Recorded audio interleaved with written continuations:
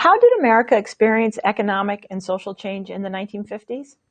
Well, remember what we discussed in the warm-up? America was entering a new era of prosperity after World War II. There are a few things you need to know about this era, but we're going to start with two. In the first part of the lesson, you're going to learn about the baby boom, a major population change in the 1950s. And you're also going to learn about the economy and how Americans began to buy, sell, spend, and reach new prosperity.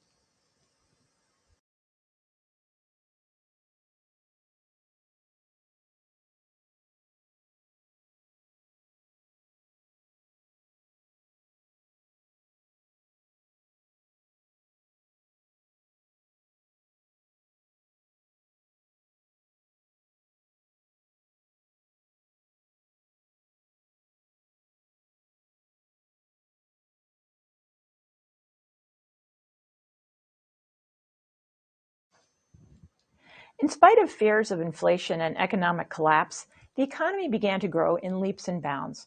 Soon it was apparent that the country had embarked on an economic expansion that was the envy of the world. This growth was fueled by a variety of factors. To begin with, the federal government poured money into the economy, largely through a new program called the GI Bill and continued defense spending. The provisions of the GI Bill helped lead to higher employment and wages. A demand for housing also fueled the economy by stimulating spending and creating jobs. And in addition, the post-war years saw a major surge in consumer spending. During the Depression and war, consumer goods had not been readily available, and people did not have much money to spend on all such goods. After the war, the pent-up demand for items such as cars, televisions, and home appliances caused a surge in spending that gave the economy a big boost. Things weren't perfect right after the war ended, but soon after, the U.S. entered an era of prosperity. Economist John Kenneth Galbraith described this era of growth and prosperity by calling the United States an affluent society. Affluent means wealthier, having plenty of money or possessions. The affluent society of the 1950s was one in which a large number of people achieved economic security. As a result, the middle class expanded dramatically for the first time since it came into being during the late 1800s.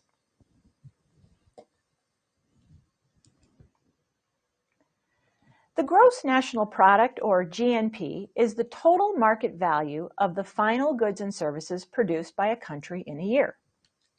In the 1950s, the GNP rose dramatically.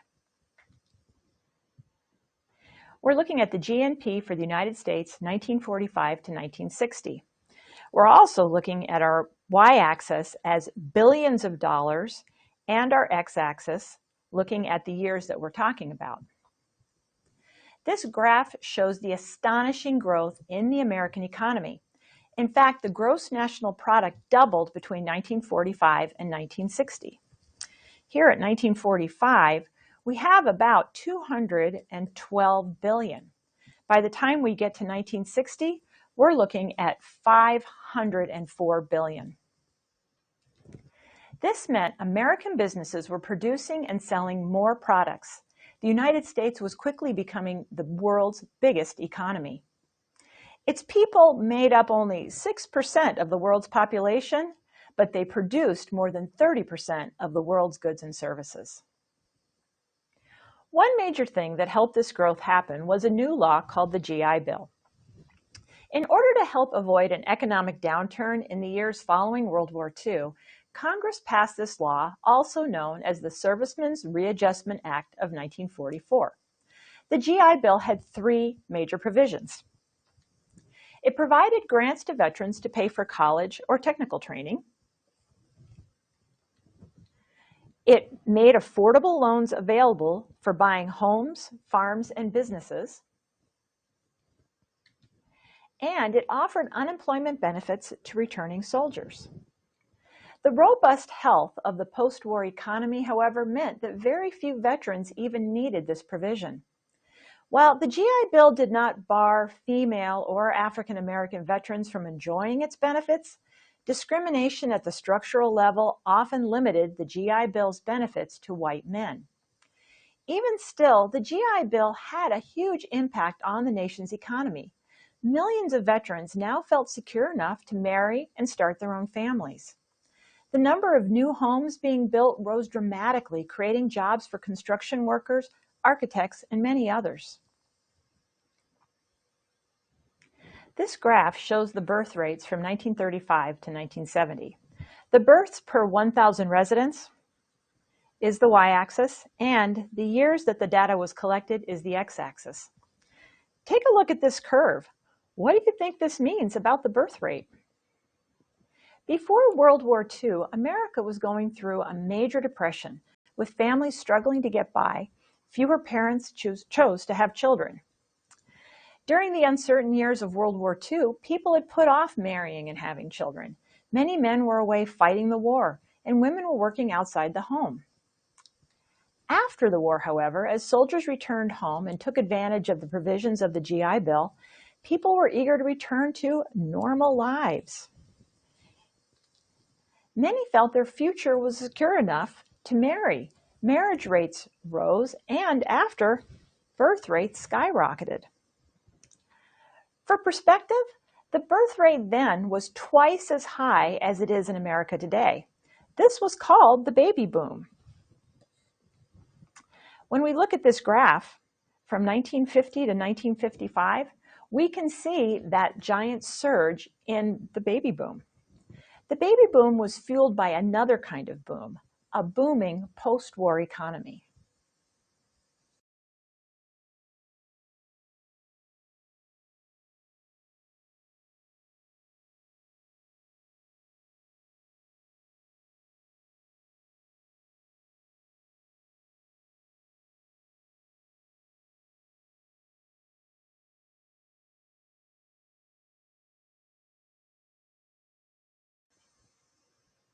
You're doing a great job here. As we continue to answer our lesson question, how did America experience economic and social change in the 1950s? The population explosion known as the baby boom was accompanied by major economic changes that led to an affluent society of prosperity. Despite fears that the war's end would bring a return to the Great Depression, the economy actually grew during the post-war years. This growth was fueled by a variety of factors, including government spending, high employment and wages, and a demand for consumer goods. Now, let's look ahead and learn more about how these changes resulted in demographic and household changes. And by demographics, we mean population, places, where people are, where they live, and where they're going.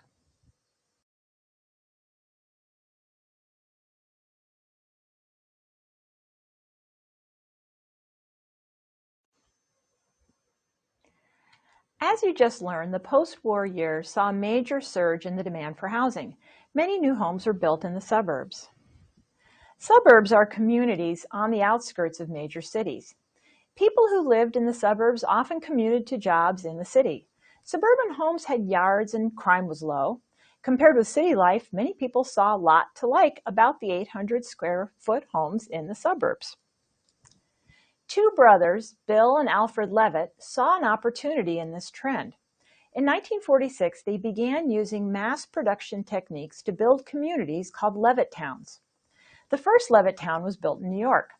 The various parts of the houses were produced in large numbers and then put together on the building site by workers using an assembly line approach. This strategy allowed the Levitts to keep the cost of their houses low. A home in Levittown could be purchased with a small down payment and financed for veterans through the GI Bill. Others criticized the developments for their uniformity. The houses marched in rows across the horizon, each looking virtually indistinguishable from ones beside it. Critics also disliked the small size of the houses and the lack of any trees or vegetation. Connected to the prosperity and growth of the 1950s was the development of car culture.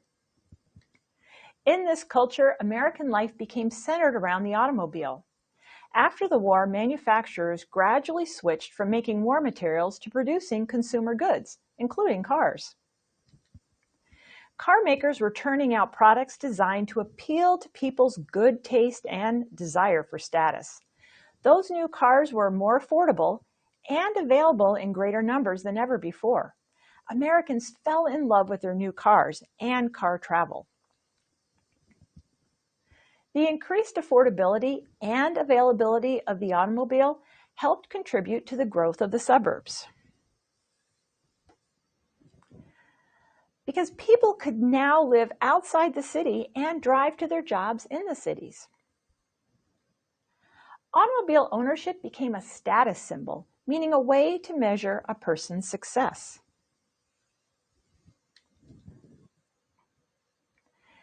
A further push to the new car culture came when Congress passed the Federal Aid Highway Act in 1956. This law originally provided funding for 41,000 miles of interstate highways. Proponents of the Highway Act pointed out that it would allow the nation to better defend itself in the event of an attack. This was a strong argument in the post-war years during which the Cold War was heating up. The act allowed faster transportation across America, helping businesses and making trucking an important way to transport goods. And it helped to add freeways to cities, which encouraged suburbs to grow. Cities and their downtowns had suffered as people began to move out to the suburbs. The new highways dealt another blow to cities because the new highway systems often went around the cities instead of through them. During the 1950s, in part because of the new highway system, another migration was taking place. In addition to moving from the cities to the suburbs, Americans began moving from the northern and eastern states to the warmer and southern western states. This new era of settlement was called the Sun Belt.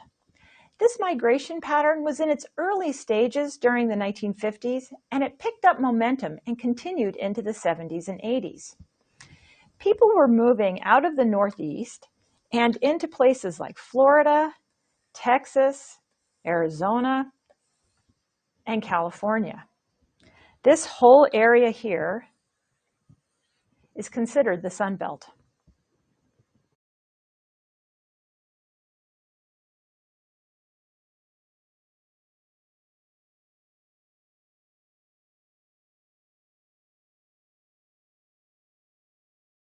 As white Americans left the urban center for the suburbs, the inner city lost a large sum of taxable income, leaving blight.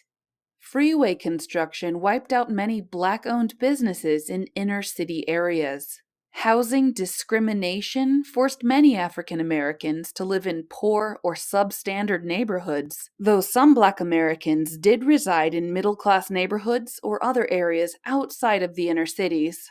The census shows how, after 4 decades of suburban growth in Detroit, Michigan, race and ethnicity were directly impacted by white flight to the suburbs.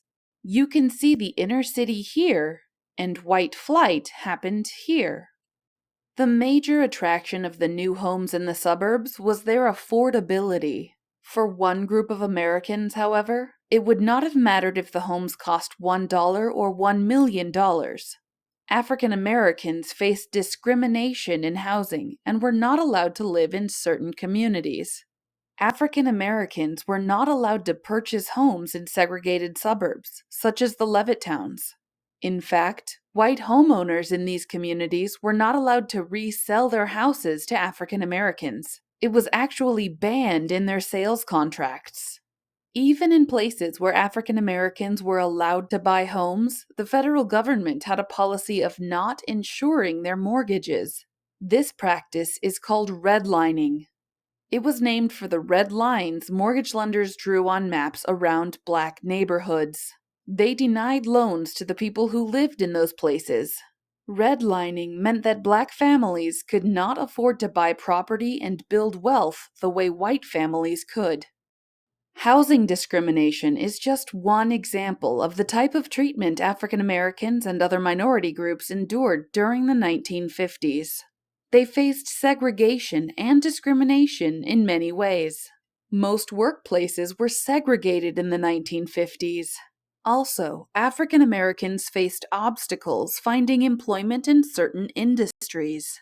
They often were limited to professions in domestic work or service work, such as portering. This porter is carrying baggage on a railway line.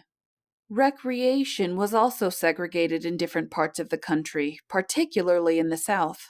This movie theater in Mississippi served African Americans only. White moviegoers used a different theater.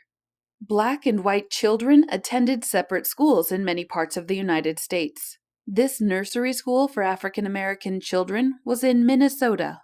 Often, schools for black students were of poor quality compared to schools for white students. Public transportation was also divided by race. There were separate waiting areas for black and white passengers. There were separate sections on board buses and trains, too.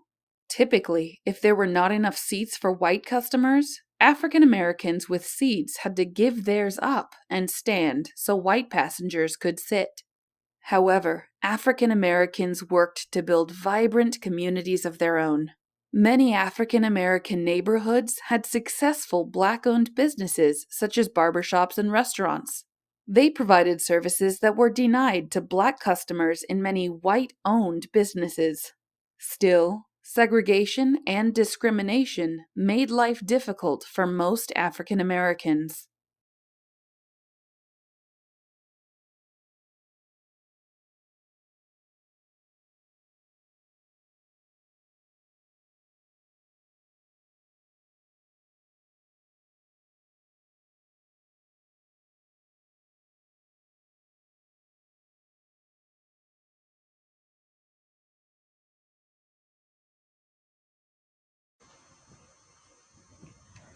The segregation and discrimination faced by African Americans in the 1950s had been in place in the United States since its founding, but major changes were brewing. President Truman's integration of the armed forces was one of the first significant steps in this direction. Court cases challenging the legality of these practices began making their way to the Supreme Court. And people of all races began marching and speaking in favor of equal rights for minorities. This movement was known as the Civil Rights Movement, and it reached its peak during the 1960s.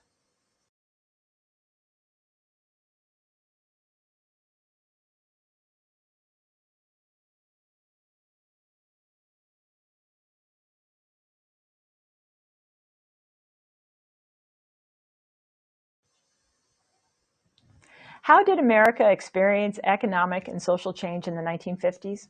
The booming post-war economy led to the growth of suburbs and the decline of cities. Many white Americans were able to achieve the American dream after the hardship and sacrifice of the Great Depression and World War II. This dream often consisted of owning a home in the suburbs and having a car or two in the garage. Now, let's learn a little more about how culture changed during this time period and what role new technologies had to play in those changes.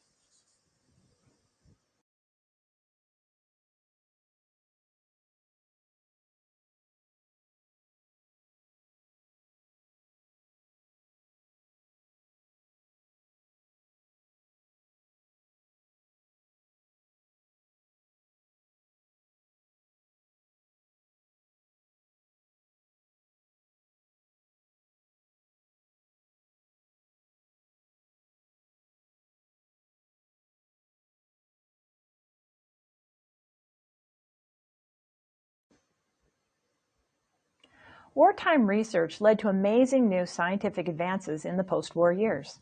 One of the most far-reaching developments was the transistor, a tiny device for creating electrical signals. Transistors made inventions such as the hearing aid, radio, and computer memory chips possible. Computers and nuclear power were also developed during the 1950s. The technology that made them possible led to innovations such as the microwave and nuclear power plants. This picture shows employees at the U.S. Census Bureau looking at data using one of the agency's computers.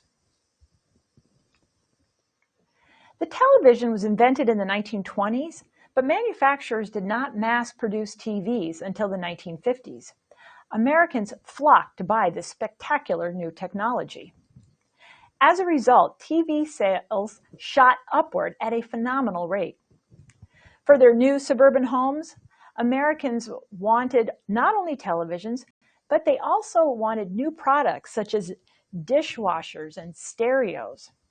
And the number of telephones in use also nearly doubled during the decade of the 1950s, from 43 million in 1950 to 74 million in 1960. In the early years, Jonas Salk developed a vaccine for polio. Since that time, vaccine science has made amazing strides. Physician and researcher Jonas Salk first tested his vaccine for poliovirus in 1952. At that time, polio struck hundreds of thousands of children every year, causing paralysis in many.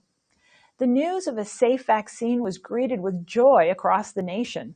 Within just a few years, the vaccine had virtually eliminated polio from American society. Today, Americans have access to a wide variety of vaccines, most at no or low cost.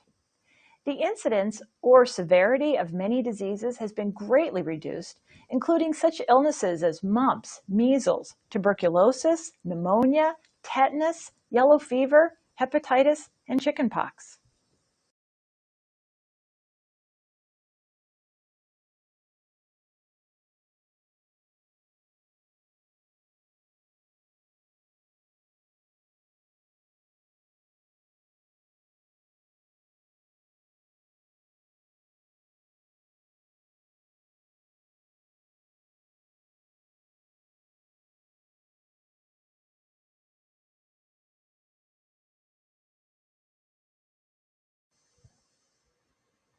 As the highway system spread across the nation and more families purchased automobiles, families took to the road for vacation road trips. Seeing the sights miles from home was a novel and thrilling way to spend leisure time. Car companies were delighted with this trend, and they took every opportunity to promote it in their advertising. One example was the popular commercial jingle, "See the USA in your Chevrolet," sung by television star Dinah Shore, which urged Americans to drive your Chevrolet through the USA. I remember that ad. Conformity, or fitting in with the accepted social norms, also became prevalent during this time. People tended to dress alike, decorate their homes in similar fashion, and otherwise follow society's lead on how they should look and act. Now, of course, societies always do this, but this was especially important in the 1950s. Consumer goods became linked with status and success. Often, people were judged by how much they could buy. The underlying message was that material goods were a key ingredient to happiness and success. There was wide availability of affordable consumer goods during the 1950s. Advertisers fed into this attitude by spreading the message that people could better fit in by buying certain material goods that were considered indispensable to a comfortable middle-class lifestyle. And the affluent society's economic means to purchase them led to a consumer culture in the United States.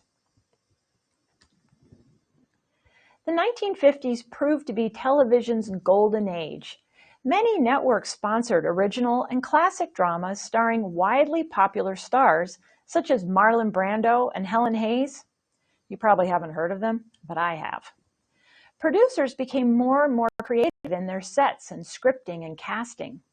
Middle-class suburban families eagerly gathered around their sets nightly to watch favorite programs and personalities.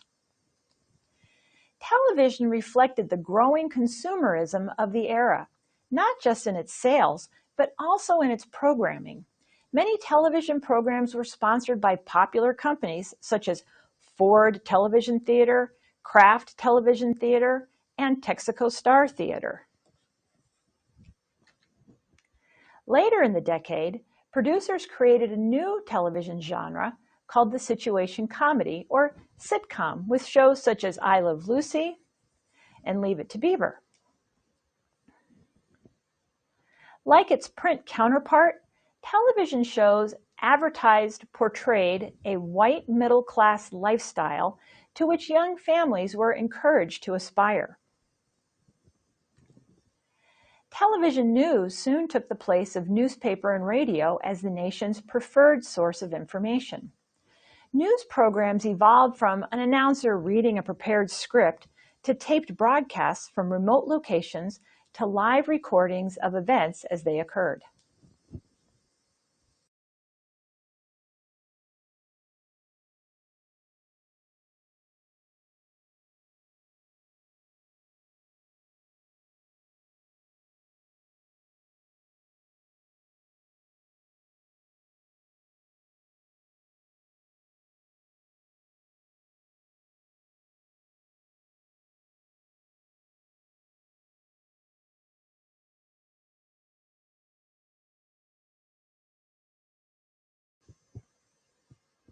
While this was happening, some Americans were part of the counterculture.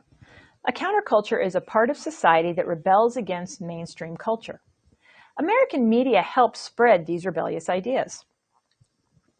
Some films portrayed the underside of American life and the discontent felt by those who did not fit into the traditional roles that dominated society at the time. James Dean starred in Rebel Without a Cause, which focused on teenage rebellion and generational conflict. Rock and roll, with its fast-paced beat and lyrics about topics close to the teenage heart, captured imaginations of the nation's youth. For them, the pounding rhythm and gyrating dancing represented a safe way to rebel against the values of their parents and the conservatism of the 1950s. The first rock and roll hit was Bill Haley and the Comets' Rock Around the Clock.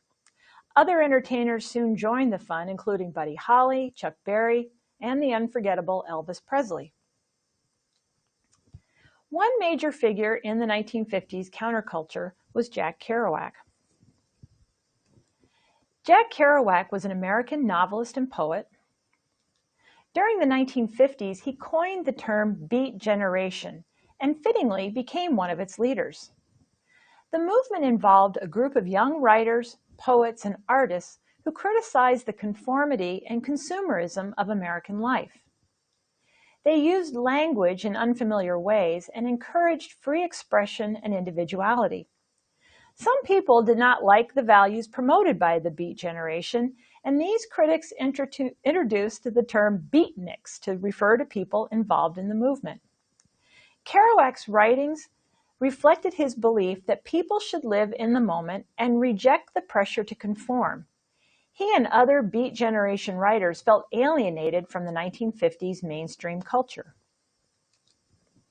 In 1951, Kerouac wrote his most famous novel, On the Road.